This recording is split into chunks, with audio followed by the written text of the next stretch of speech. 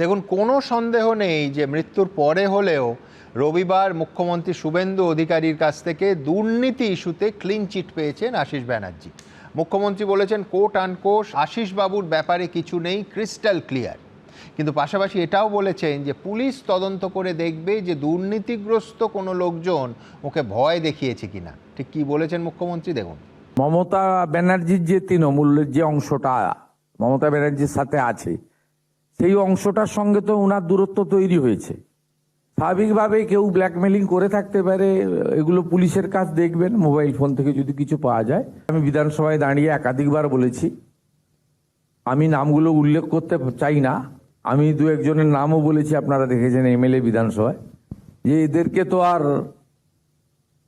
কেউ দুর্নীতিগ্রস্তও বলবে না এবং এদেরকে জেলে নিয়ে যাওয়ার কথাও বলবে না, এদের বিরুদ্ধে অভিযোগও নেই। তার ঠিক একইভাবে আশিস বন্দ্যোপাধ্যায়ের ক্ষেত্রে বলা যেতে পারে একজন শিক্ষাবিদ, সজ্জন রাজনীতিবিদ। আশিস বাবুর বিরুদ্ধে কোনো এফআইআর হয়েছে বলে আমার জানা নেই। এমনকি ডেভেলপমেন্ট অথরিটি থেকে বা ইউডিএমএ ডিপার্টমেন্ট থেকেও ওনাকে প্রশ্ন উত্তরের কোনো চিঠিও পাঠানো হয়নি, দেখাও হয়নি।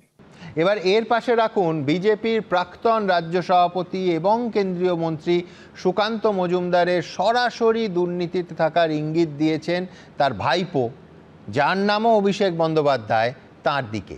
সুকান্ত যাকে আখ্যা দিয়েছেন তৃণমূলের ভাইপো প্রবলেম। ঠিক কি বলেছেন সুকান্ত মজুমদার, দেখুন। এই ভদ্রলোক আমাদের ডেপুটি স্পিকার সাহেব অত্যন্ত সজ্জন মানুষ ছিলেন, আমি বলছি আপনাদেরকে ইন ফ্রন্ট অফ ক্যামেরা। কিন্তু ওনার ভাইপো কি করতেন খোঁজ নিন তো একবার। ভাইপোর নামও অভিষেক। সমস্যা হচ্ছে তৃণমূল কংগ্রেসটা এই ভাইপো রোগে ভুগছে। এই তৃণমূল কংগ্রেসটাকে ভাইপো রোগ থেকে বেরোতে বলুন, দেখবেন কোনো সমস্যা থাকবে না, কোথাও কেউ হেনস্থা করবে না। ভাইপোদের মোহে যদি পড়েন সব যাবে। এইখানে আমায় বলতে হবে যে আশিস ব্যানার্জির ভ্রাতস্পুত্রের বিরুদ্ধে এই অভিযোগ কিন্তু নতুন নয়। এবার আমি বিরোধী দলনেতা শুভেন্দু অধিকারী দুটো বক্তব্য দেখাবো সরাসরি আশিস বন্দ্যোপাধ্যায়ের ভাইপো অভিষেক বন্দ্যোপাধ্যায়কে লক্ষ্য করে। সালটা হলো 2022 এবং 2023, পরপর 2 বছর। দেখুন। রাজ্যের পুলিশ মন্ত্রী বলছে আনারুল পুলিশকে পাঠায়নি। আনারুল এবং আনারুলের উপরে যারা আছেন, এখানে আরেকটা ভাইপো আছে, ডেপুটি স্পিকারের ভাইপো। এরা যতক্ষণ না বোলপুর থেকে সিগন্যাল পাচ্ছে ততক্ষণ তো পুলিশ পাঠাবে না। 1.5 ঘন্টা ধরে সভ্য সমাজের কলঙ্কিত করার জন্য যা যা করার সব করা হয়েছে। এখানেও একটা ভাইপো আছে, তাই তো? এখানেও আরেকটা ভাইপো আছে। কলকাতায় যেমন একটা বড় ভাইপো আছে, 4700 পুলিশ নিয়ে বেড়ায়, এখানেও আরেকটা ছোট ভাইপো রামপুরহাটে আছে।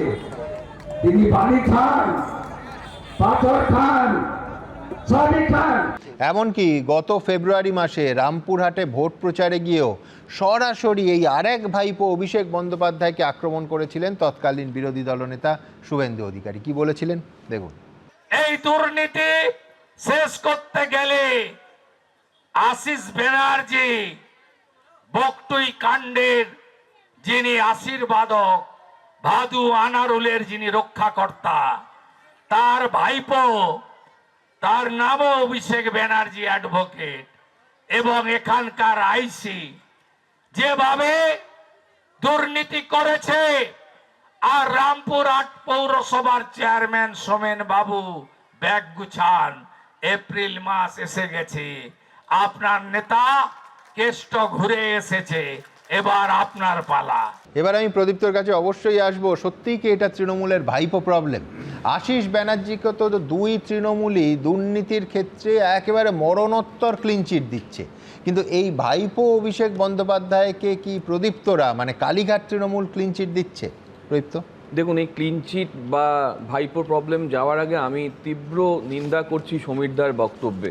সমীরদার পার্টিকুলার সেই বক্তব্য যেখানে তৃণমূলে কেউ ভালো নেই এই শব্দটা, তার সাময়িক মানে ওই কেটে দেওয়া কথা। সামনে প্রসূনবাবু বলে বসে আছেন, আমি জানি না প্রসূনবাবু ভালো কি খারাপ, কারণ তৃণমূলের এখনও উনি বিধায়ক, বা আর যারা 79 জন আছেন তারাও তৃণমূলের। আমি দায়িত্ব নিয়ে বলছি, প্লিজ প্লিজ প্লিজ খারাপ। প্লিজ জমিদার প্লিজ গাছ। তুমি যে কাজটা করলে হ্যাঁ। আজকে সেই কাজটার কত বড় আমি স্পিলওভার কিছু এফেক্ট করিনি, হয় sorry। তুমি যে কাজটা Sorry, করলে আমি সেটার sorry, যে তোমরা স্পিলওভার এফেক্ট প্লিজ এই দাদা তোমার তৃণমূল সময় আমি বাংলা চুপচাপ শেষ করে শুনেছি দিয়েছে। তোমার সময় আমি চুপচাপ শুনেছি তৃণমূল বাংলা শেষ করেছে কি আমাকে- করেনি আমার আমি নামে সেটা বললে তোমাকে আমি পর পর বলবো। উদাহরণ দিয়ে দেবো তুমি আমার দলের নামে যে কথাটা বলেছো অবশ্যই। যে দাঁড়াও তুমি তোমার সময় বলবে আমি কেন বলবো? কেন বলবে কেন বলবো? কেন এটা একটা- এটা একটা সভ্য গণতন্ত্রের ডিবেট হচ্ছে তুমি তোমাকে আমার নাম শুনতে হবে করছো। তুমি যখন আমার দলকে খারাপ বলে তোমাকে শুনতে হবে তুমি তোমার আমি সময় নিশ্চয়ই বলবে শুনবো। আমার কিভাবে পরিষ্কার counter করবো? শুনবে আগে শোনো তারপর বলো বক্তব্য যে এমবেডেড সেলফ একটা ধারণা আছে ওখানে রাষ্ট্রবিজ্ঞানের অধ্যাপক আছেন আমরা পড়েছি কমিউনিটারিয়ানিজমে এমবেডেড সেলফ